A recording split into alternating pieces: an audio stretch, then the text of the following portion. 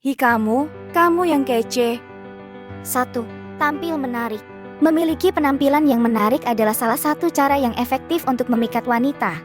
Perhatikan gaya berpakaian, rambut, dan penampilan fisik secara keseluruhan. Pastikan untuk selalu menjaga kebersihan dan merawat diri dengan baik. 2. Tunjukkan kepedulian. Wanita cenderung tertarik pada pria yang peduli dan perhatian terhadap mereka.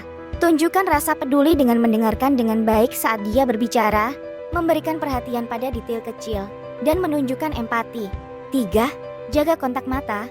Kontak mata yang kuat dan tulus dapat membuat wanita merasa diperhatikan dan dihargai. Jangan takut untuk melihatnya dalam mata saat berbicara dengannya, tetapi jangan berlebihan sehingga terlihat menakutkan atau mengintimidasi. 4. Senyum. Senyuman adalah senjata ampuh untuk memikat hati wanita. Senyum yang tulus dan ramah dapat membuat Anda terlihat lebih menarik dan menyenangkan untuk diajak berbicara. 5. Tunjukkan keterampilan.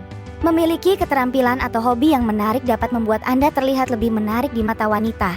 Misalnya, jika Anda pandai bermain musik, menunjukkan bakat Anda dengan memainkan alat musik di depannya.